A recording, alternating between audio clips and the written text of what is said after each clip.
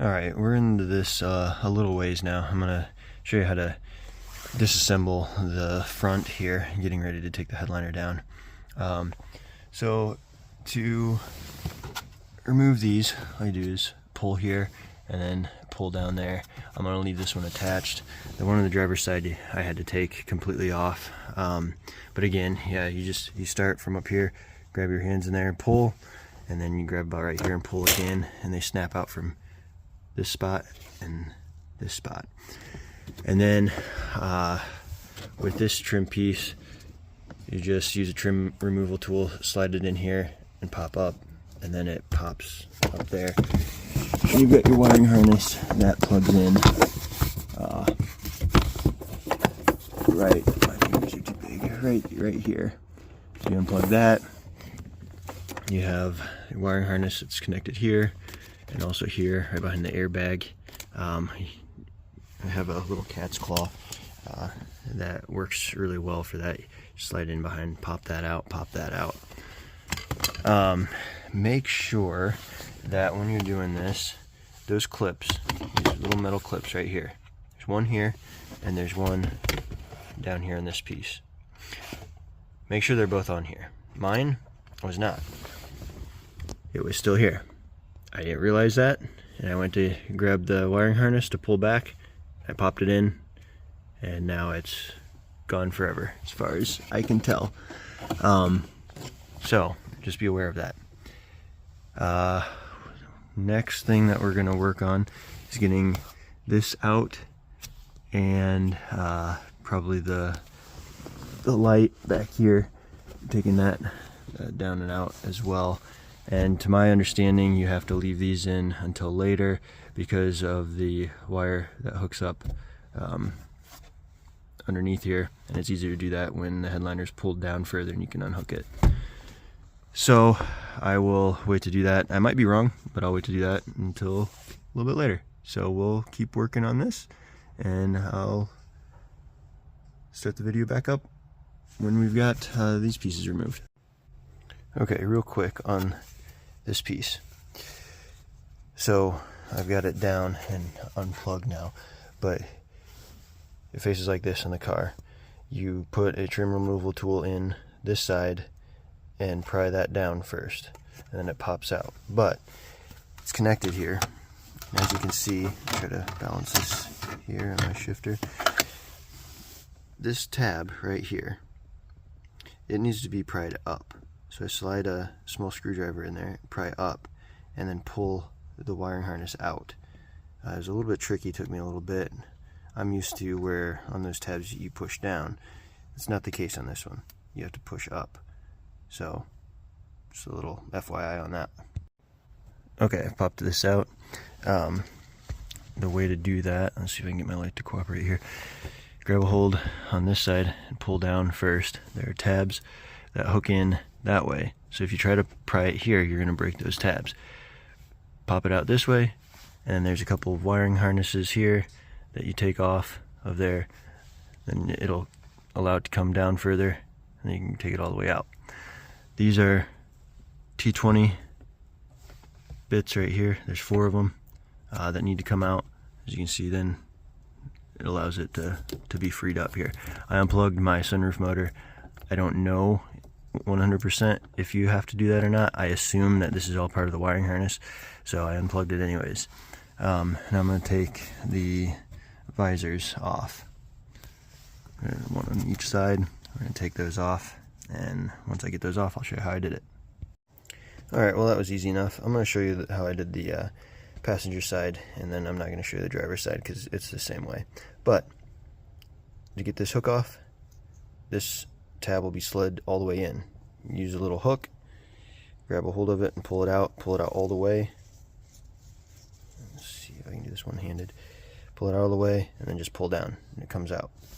Now this piece here will come off, so be careful. It's got a little spring on it. It's just attached by the spring. I probably should pull that off just so you don't lose that. Now this side, it's a T20. I put the screw back in so I wouldn't lose it. T20, take that down, and again, it's kind of hooked, as you can as you can see here, it's hooked right there. So you bring it down, kind of rotate it to bring it out, and then unplug the wiring harness. It's got plenty of wiring harness to it. It's tucked up in there, so you just pull that out and out, and then that's free. So I'll go ahead and do the other side. I'm not going to show you that side, just because it's the exact same way. Okay, got the third brake light out and got the dome light out. Dome light, again, you've got these hooks on there, so you have to start from this side, pry down, and then it'll come out like that, and you've got the wiring harness right here, plugs in here. You just unhook that and it slides right out. Third brake light, pull it down from right here, and you do have some tabs on there. Ooh, mine are kind of broken. I've taken this out once before, but you've got a hook here, another hook on this side, but you can bend it down. You take out 3 screws, 1, 2, and 3, and those are T20s. Kind of a pain in the butt, but once you get those out, then, oh yeah, this is where the wiring harness slides into right here. So you unhook that, it comes right out. Hook that, so you can see the wiring harness hanging from right there. So now I need to take off the B-pillars here, bring that down. Gotta take off the handles on the back, and I'm not sure if I'm gonna have to take off that trim or not. I'll have to see once I get the rest of that stuff out of the way. It may just slide into that trim. If it doesn't, then I'll have to take that off, but we'll cross that bridge when we come to it. But take the handles off next, since I think those are gonna be easier, and then I'll show you how to do that. All right, that was easy enough. So you got 2 T20 screws going in there. Your handle looks like this, and then I left my screws in there so I wouldn't lose them. But you open the handle, there's 2 tabs, pop those back, which are stuck out right here, and then T20s. That's on both sides. And then what I did is, it's also a T20 screw. I just loosened this. I'm not going to take it all the way out because I don't think we have to, because right there's the edge of the headliner. So that's loose. I got the one loose on the other side. Now it's time for the B-pillars, and I think after we get the B-pillar off, the headliner should be completely free. So we'll find out when we get there. All right, we got this trim piece off right here. This is a bear. It's only held on by clips. There's only several clips on here that hold that thing in. You're gonna gotta work your hands around the top and pull. I actually worked the bottom out a little bit first with my trim removal tool. Pop that underneath there. Pop that out a little bit, but I wedged my fingers in between the weather stripping, and I just gave it a pull. Again, it's quite a bear. But rip that thing off there, and then you've got 2 T20 screws right here. Once you take those loose, this piece is free and just slides out of there. Don't try prying at the top, otherwise you could break those. But now the headliner is free right there as well. I think I might have to end up taking the weather stripping down. I was hoping to avoid that, mainly because it's cold. I don't want it to shrink and then have issues getting it back up. The vehicle's not that, I mean, it's 2008, so it's old, but I shouldn't have a problem with the weather stripping. That's just something I'm paranoid about. So I need to get the B-pillar off on the driver's side, and then hopefully the headliner's free. Okay, headliner's down. Yeah, the weather stripping was holding it up still, but I just kind of worked it around that, so I left the weather stripping still in place. And then, yeah, you just kind of gently tug on it, and it's free. So the only thing that's resting on up there is the headrest from the driver's seat. But we're going to see if we can pull it out, finagle this around so we can pull it out of here and get it all the way out.